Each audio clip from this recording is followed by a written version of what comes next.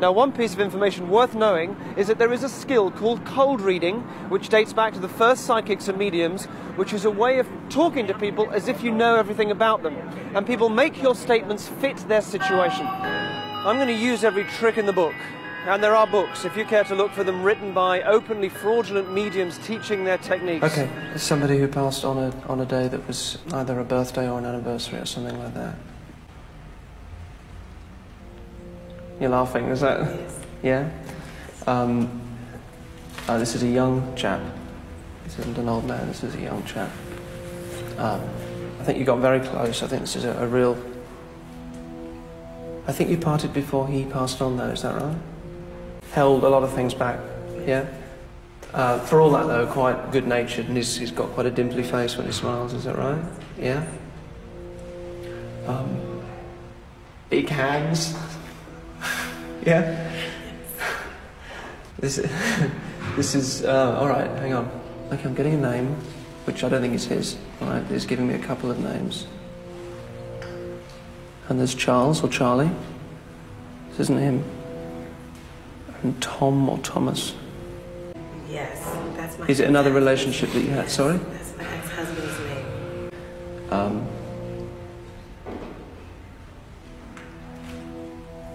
Got some issue with this guy, and I don't know what it is. All right. It's my ex. That's yeah. I think.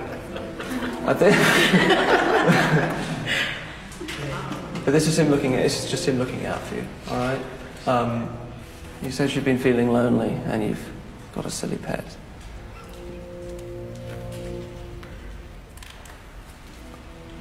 Which he finds funny.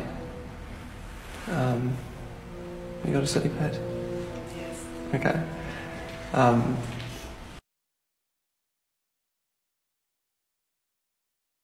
I've been asked by the FBI, I've been asked by the police to help. What did the FBI or the police want help with? Nah.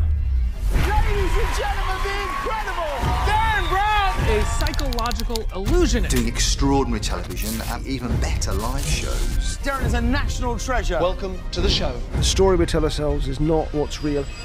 Like, for example, I did a show called Miracle. The Lord has his work cut out tonight. And the second half was healing. The woman came up and she'd been paralysed on one side of her body since she was 4, in floods of tears because she could move her left arm for the first time.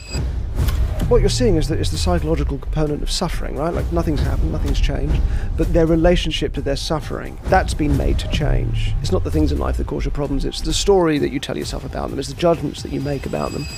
There's a lot of people that are trying to sell you on this bullshit that they can take your traumas or your insecurities to zero.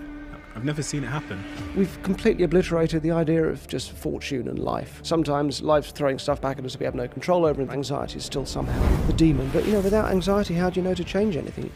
You know, you can't do that without embracing anxiety to an extent. Your work is predominantly based in psychology, right? So have you ever done anything and thought, how the fuck did that happen? Don't go home and start doing that. Two things come to mind.